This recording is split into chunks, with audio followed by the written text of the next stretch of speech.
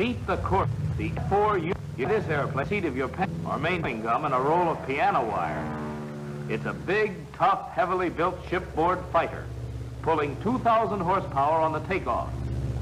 Greater power and higher wing loading means she'll land faster and stall quicker than the older, slower types of fighters. Normally, the ground crew will start the engine, but every pilot should be familiar with the starting routine. With ignition off, the prop is pulled through 3 or 4 times to clear the cylinders. A cartridge is placed in the breech of the starter, which is reached through a door in the accessory compartment.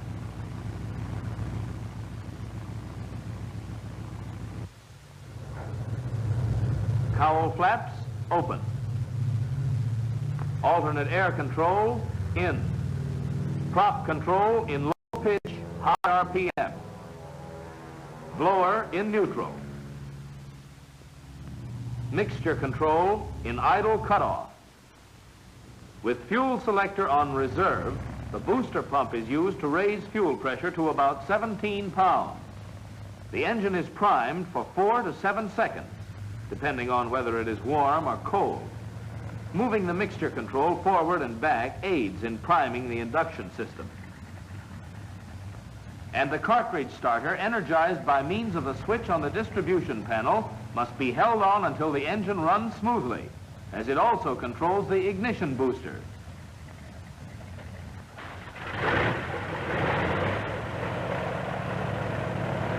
As soon as the engine starts, the mixture control is moved to automatic ridge. Do this slowly to avoid flooding the engine, and adjust the throttle to give not more than 750 RPM.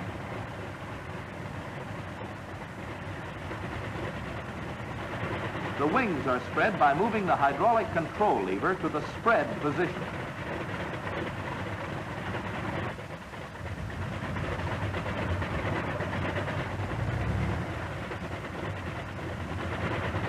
When the wings are fully extended, the small doors at the wing joints close, indicating that the hinge pins are in position. Then these hinge pins are locked by pulling up on the D handle and turning it clockwise. This will silence the warning horn, which blows throughout the last 7 degrees of the wing spreading operation. As you go up in horsepower and performance, it becomes more and more important that you take nothing for granted. You must know all about the controls, operating mechanisms, and power plants. There are more than the usual number of hydraulic devices, and you need to be familiar with their functions. The cowl flaps have no indicator, but you can see their position from your seat. The intercooler flap position can be seen on the indicator because the position is impossible to see from the cockpit. The same is true of the oil cooler flap. The 3-point attitude of the airplane on the deck will vary depending on whether the tail wheel has a pneumatic tire or one of solid rubber. The latter brings the tail somewhat closer to the deck. But with the pneumatic tail wheel, the airplane rests at approximately the stalling angle of attack.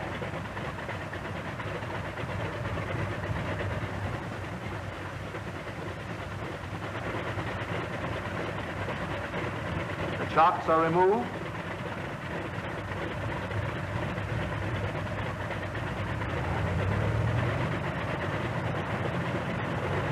Brakes released. And you're ready to taxi away from the line. You'll probably have a tendency to use too much throttle. The brakes are very effective, but don't attempt a long taxi requiring a lot of braking. You can't get rid of the heat. And as you can see, taxiing is necessarily slow because of the necessity of S-turning to get better forward vision. Early models of the F4U are equipped with a check-off list switch instrument. When this switch is turned to takeoff position, the warning horn for the landing gear will not blow. Later models, however, do not have the check-off switch instrument.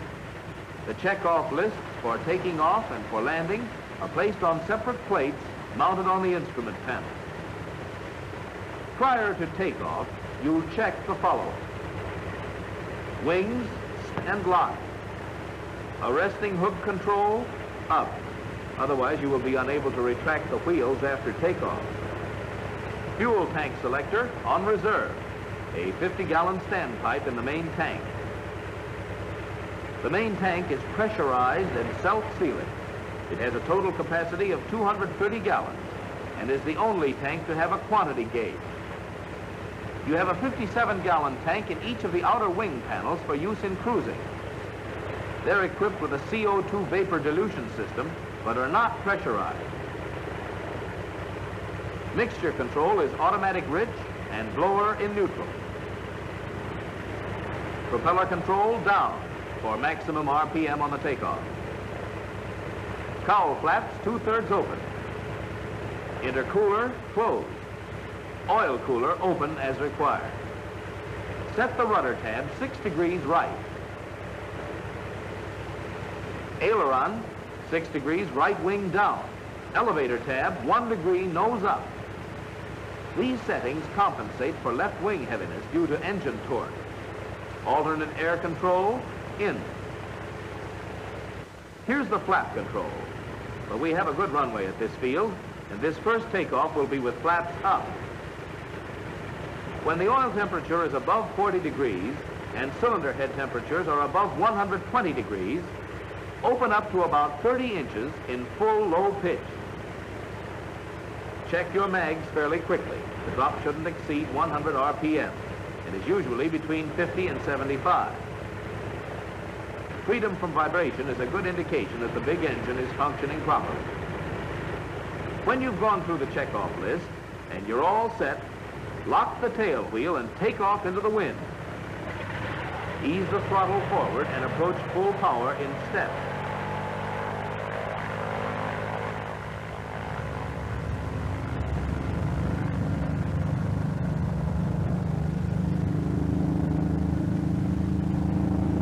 Notice that the pilot did not pull the airplane off. He avoided a stall position by flying off the field.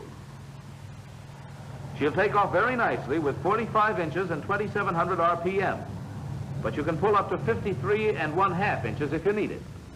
Don't take off until you have enough speed. If you do, you'll have some deficiency of aileron control and left wing heaviness. After reducing throttle and RPM to the desired setting, pick up the wheels.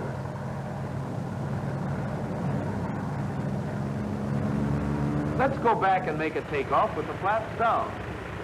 For a carrier takeoff, you'll use about half flap, 20 to 30 degrees, with full power, while holding the plane with the brakes. Extreme caution must be observed to hold the tail down with the stick to prevent nosing over and digging the prop into the deck. With your flaps down, tab settings are even more important to reduce the force needed to maintain your run and takeoff path. 6 degrees nose right, 6 degrees right wing down, and about a degree nose up.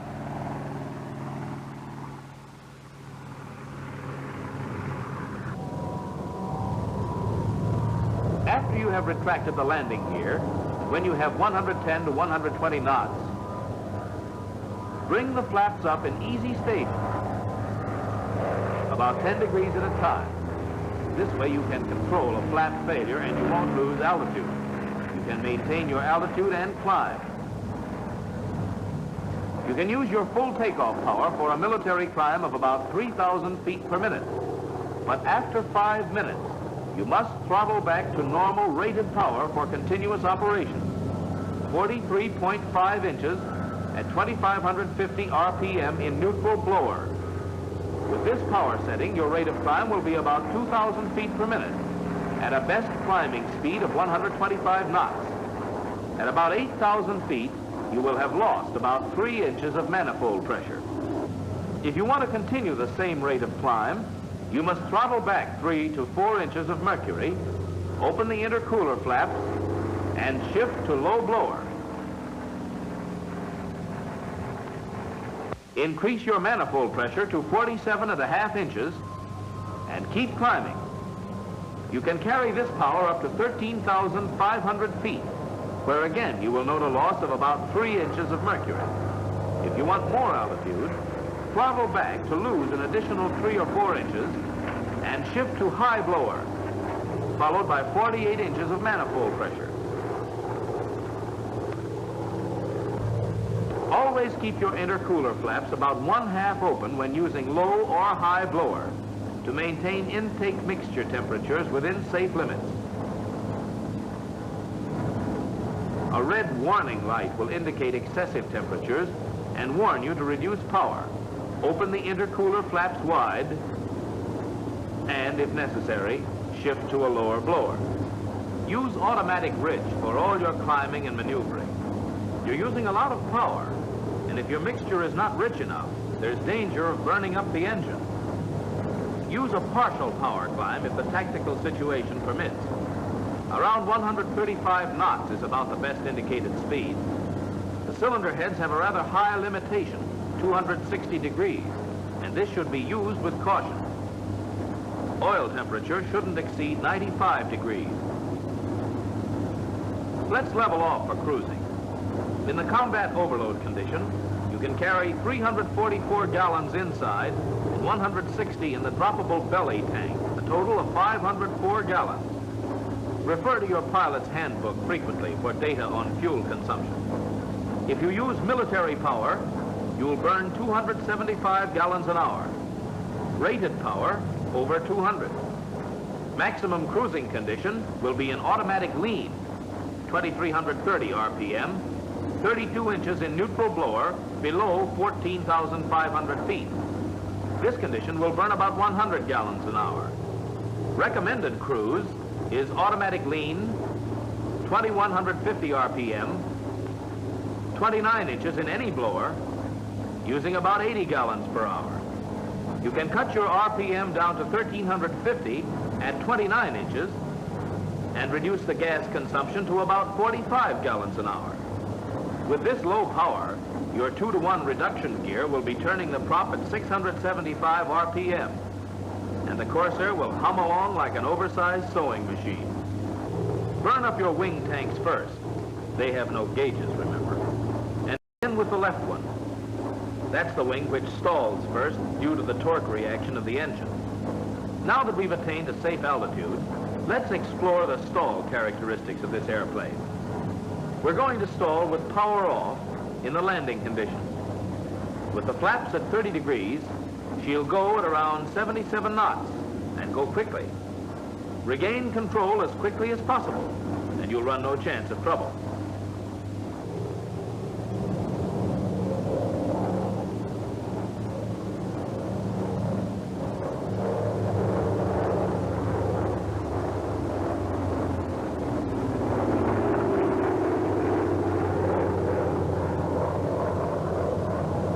Stalls are abrupt and preceded by very little warning in the nature of buffeting. Stick pressures are heavy, but with experience, you'll become familiar with the F4U's stall characteristics. In approaching a power stall in the clean condition, the control movements will be very small, and there is only a quick warning. At about 85 knots, there she goes, off on the left wing. Stick pressures are heavy. You can help them with your task. But prompt, positive action results in a normal recovery.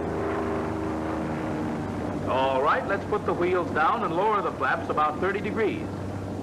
You'll want to familiarize yourself with her feel and behavior in this condition before you try any carrier landing.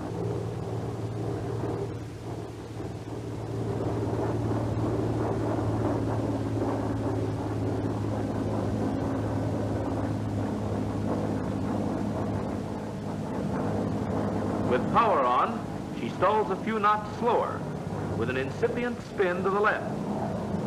Again, prompt action and normal technique bring about normal recovery.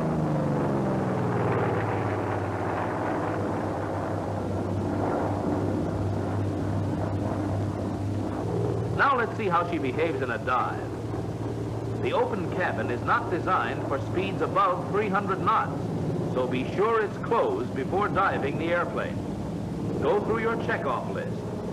To extend the landing gear for diving, don't use your landing gear control or you lower your tail wheel, which won't stand up to high speed.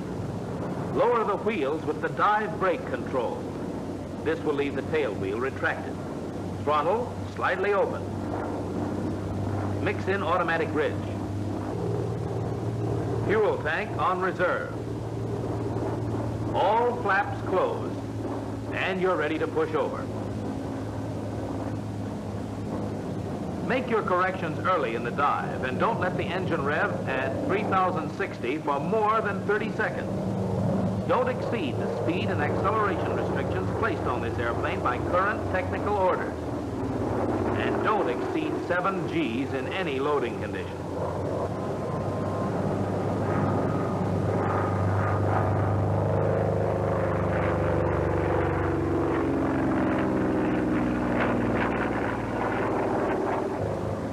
At speeds below 175 knots, you can shorten the radius of a turn by lowering your flaps to not over 25 degrees.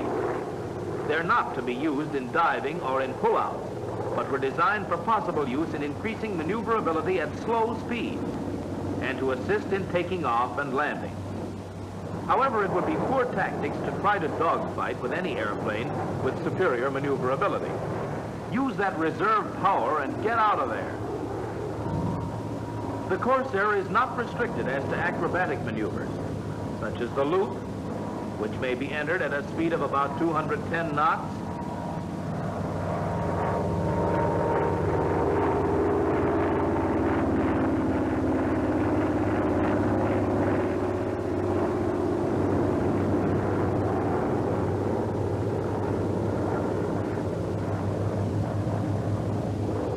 The Immelman, also executed at about 210 knots.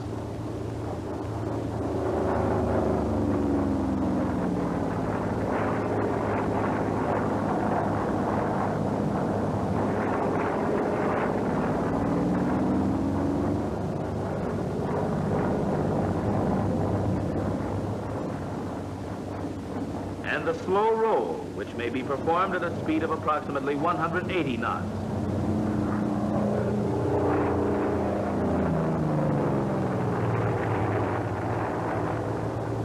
As you come in to make a landing, always go methodically through your checkoff list. Keep in mind that the airplane in the three-point position on the ground is approximately in the stalling angle of attack.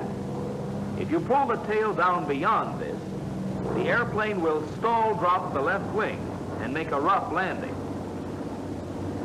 Flaps will normally be down about 30 degrees. Come in with power and make your first landing slightly tail high. You may notice the left wing getting a bit heavy, but you can set her down on 2 points and use the rudder to maintain your direction.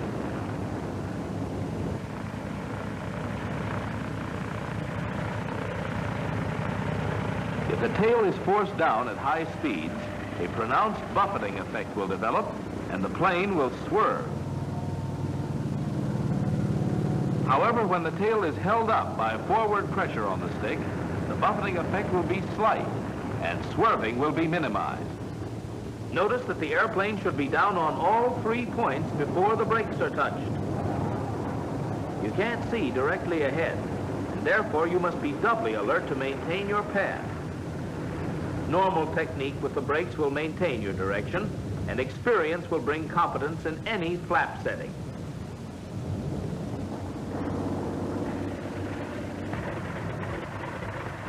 Now let's watch the F4U come in for a field carrier landing. The normal landing checkoff list is used, but for this type of landing, flaps are fully extended. As you approach the mat, keep your eyes on the signal officer. Slightly fast, he wigwags. Now, a little low. When he gives you the cut, close the throttle, break your glide, and set her down.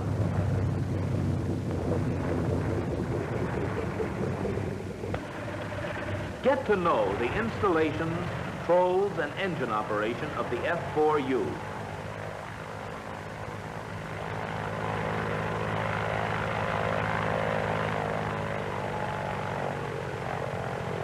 Familiarize yourself with her takeoff and landing habits and rather abrupt stalling characteristics. There's nothing about the Corsair that good pilot technique can't handle.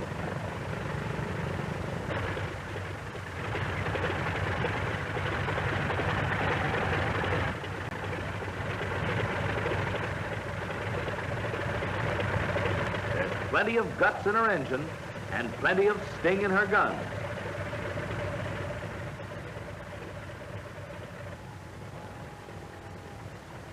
Use her power and speed for your own advantage, and put bombs and bullets where they will be most effective.